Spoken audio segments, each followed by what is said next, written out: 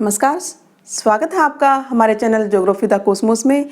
आज हम जानेंगे लिंग अनुपात के बारे में, यानी सेक्स रेशो के बारे में। आज इस लेक्चर में हम जानेंगे लिंग अनुपात की परिभाषा, महत्व, इसको निकालने के सूत्र, लिंग अनुपात को प्रभावित करने वाले कारक और लिंग अनुपात का विषयों में सामान्य प्रारूप। तो ये सभी जानकारी के लिए बने रहिए हमारे साथ हमारे चैनल ज्योग्राफी द कॉस्मोस में। सबसे पहले परिभाषा जानते हैं कि कुल जनसंख्या में पुरुषों और स्त्रियों की संख्या के अनुपात को लिंग अनुपात कहते हैं। रिपीट करते हैं, कुल जनसंख्या में पुरुषों और स्त्रियों की संख्या के अनुपात को लिंग अनुपात कहते हैं। महत्व क्या है इसका, क्यों हम लिंग अनुपात निकालते हैं? तो स्त्रियों की सामाजिक स्थिति की जानकारी के लिए या वहाँ के रोजगार प्रारूप के लिए कि किसी भी स्थान पर स्त्रियों के लिए अलग रोजगार होते हैं और पुरुषों के लिए अलग प्रकार के रोजगार की व्यवस्था होती है। इसी प्रकार से उपभोग प्रारूप वहाँ पर कैसा है, अगर स्त्रियां होंगी ज़्यादा संख्या में तो वहाँ पर आपको पता है कि स्त्रियों के मनोरंजन के साधन या उनकी वेशभूषा या उनका खान पान सब अलग होता है। तो उसका उपभोग प्रारूप जानने के लिए या समुदाय की सामाजिक आवश्यकताओं को समझने के लिए हमें लिंग अनुपात की आवश्यकता होती है। इसके अतिरिक्त किसी भी स्थान की जन्मता, मृत्युता, प्रवास, वहाँ की वैवाहिक स्थिति तथा व्यावसायिक संरचना आदि को समझने के लिए भी लिंग अनुपात की आवश्यकता पड़ती है। किसी भी स्थान की आर्थिक स्थिति भी लिंग अनुपात के द्वारा ही जानी जा सकती है। तो लिंग अनुपात हम निकालेंगे कैसे? हर एक देश के अंदर अलग प्रकार से लिंग अनुपात निकाला जाता है। जैसे रूस के अंदर कुल जनसंख्या में स्त्रियों और पुरुषों की जनसंख्या का प्रतिशत के रूप में लिंग अनुपात को निकाला जाता है। ऐसे ही अमेरिका में पुरुषों की संख्या भाग में स्त्रियों की संख्या गुना में 100। न्यूजीलैंड के अंदर स्त्रियों की संख्या भाग में पुरुषों की संख्या गुना में 100, यानी प्रति 100 स्त्रियों पर पुरुषों की संख्या कितनी है। और न्यूजीलैंड के अंदर क्या आएगा कि प्रति 100 पुरुषों पर अगर पुरुषों की संख्या 100 है तो स्त्रियों की संख्या कितनी होगी, इसको 100 के द्वारा यानी प्रतिशत में निकाला जाता है। भारत में लिंग अनुपात को निकालने का सूत्र है स्त्रियों की संख्या भाग में पुरुषों की संख्या गुना में 1000, यानी पुरुष किसी भी स्थान पर 1000 हैं तो वहाँ पर स्त्रियों की संख्या कितनी होगी। और इस आधार पर हम देखते हैं कि अगर 1000 पुरुष हैं किसी स्थान पर और महिलाएं 1000 से कम है तो लिंग अनुपात क्या होगा? प्रतिकूल होगा। दूसरी कंडीशन क्या है कि किसी स्थान पर अगर पुरुष 1000 हैं और वहाँ पर स्त्रियों की संख्या भी 1000 है तो लिंग अनुपात संतुलित होगा यानी बराबर होगा। किसी स्थान पर अगर पुरुषों की संख्या 1000 है और स्त्रियों की संख्या 1000 से अधिक है तो यहाँ पर लिंग अनुपात अनुकूल होगा, यानी यहाँ पर स्त्रियों की संख्या कम होगी, यहाँ पर स्त्रियों की संख्या पुरुषों के बराबर होगी और यहाँ पर स्त्रियों की संख्या पुरुषों से अधिक होगी। तो लिंग अनुपात स्थायी नहीं है, यह परिवर्तनशील है। समय के साथ और जनसंख्या में परिवर्तन होने के साथ साथ लिंग अनुपात में भी परिवर्तन होता है। तो लिंग अनुपात को कुछ कारक प्रभावित करते हैं जिसके कारण इसमें परिवर्तन होता है। वो कारक कौन से हैं? तो इनको कहेंगे हम लिंग अनुपात को प्रभावित करने वाले कारक, जिसमें प्रथम है स्त्री पुरुष के जन्म दर में अंतर, नंबर 2 है स्त्री पुरुष की मृत्यु दर में अंतर और नंबर 3 है प्रवास। ये 3 कारक हैं जो किसी भी स्थान के लिंग अनुपात को प्रभावित करते हैं। कैसे?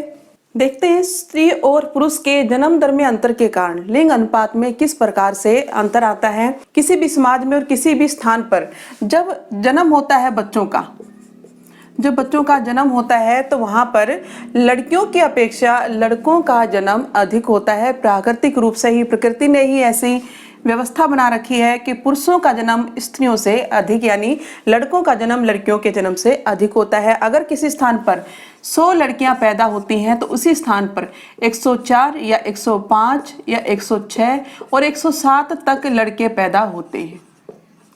इस प्रकार से नेचुरल रूप से लड़कों की संख्या 7 बढ़ जाती है, यानी लिंग अनुपात प्राकृतिक रूप से ही महिलाओं के लिए प्रतिकूल होता है, पुरुषों के अनुकूल होता है। नंबर 2 कारक है स्त्री और पुरुष की मृत्यु दर में अंतर। तो यह भी लिंग अनुपात को प्रभावित करता है। किस प्रकार से कि अगर स्त्री और पुरुष दोनों को ही बराबर की परिस्थितियां प्राप्त हों, दोनों का ही समाज में एक जैसा स्थान हो, तो पुरुषों की अपेक्षा स्त्रियों का जीवन अधिक लंबा होता है। ये अधिक आयु काल तक जीवित रहती हैं। ये भी प्राकृतिक रूप से है कि इनकी जैविक आयु अधिक होती है स्त्रियों की। और जो बेनिफिट, जो फायदा यहाँ पर लड़कों को मिला था, वो यहाँ पर आकर बराबर हो जाता है। यानी यहाँ पर लड़कों का जन्म अधिक होता है प्राकृतिक रूप से, तो उसी प्रकार से स्त्रियों का जो जीवन है वो यहाँ पे लंबा होता है। अगर देखें हम यूरोप जैसे विकसित देशों के अंदर, तो वहां पर 30 वर्ष की आयु के बाद ही पुरुषों की संख्या घटनी शुरू हो जाती है। और अगर हम 95 वर्ष की आयु में देखें तो वहां पर अगर 100 स्त्रियां मिलेंगी तो पुरुषों की संख्या होती है केवल 50।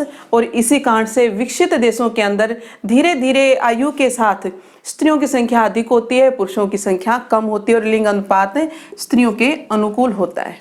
इसके विपरीत विकासशील देशों में पुरुषों की अपेक्षा स्त्रियों में मृत्यु अधिक होती है। ऐसे समाजों में स्त्री भ्रूण हत्या, स्त्री शिशु हत्या और स्त्रियों के प्रति घरेलू हिंसा की प्रथा प्रचलित है। और इस कारण से वहां पर मृत्यु दर भी महिलाओं की अधिक पाई जाती है और लिंग अनुपात स्त्रियों के प्रतिकूल पाया जाता है। तीसरा फैक्टर है प्रवास।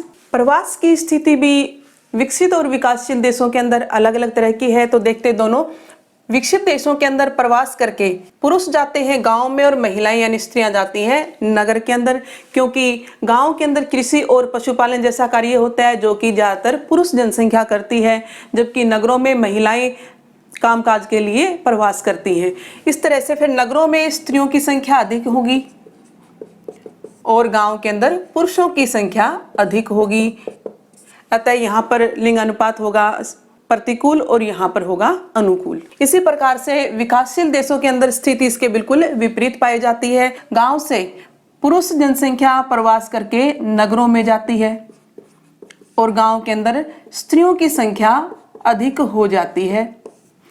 इस प्रकार से विकासशील देशों के अंदर क्या होता है कि गांव में लिंग अनुपात होगा अनुकूल और नगरों का लिंग अनुपात होगा प्रतिकूल, क्योंकि नगरों में पुरुषों की जनसंख्या अधिक हो जाती है जबकि गांव में स्त्रियों की संख्या अधिक होती है। और लास्ट में है लिंग अनुपात का विश्व में सामान्य प्रारूप क्या है। तो आइए देखते हैं।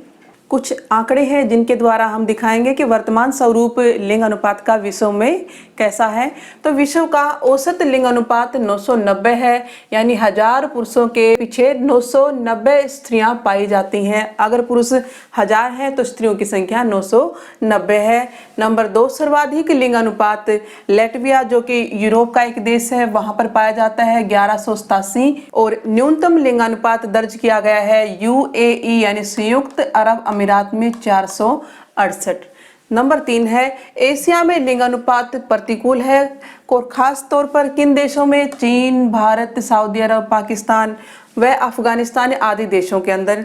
नंबर 4 है यूएनओ द्वारा सूचीबद्ध कुछ देशों के अंदर 139 देशों में लिंग अनुपात अनुकूल है जबकि 72 देशों में लिंग अनुपात प्रतिकूल है, यानी यहाँ पर स्त्रियों की संख्या कम है जबकि 139 देशों में स्त्रियों की संख्या पुरुषों की संख्या के या तो बराबर है या उनसे अधिक है।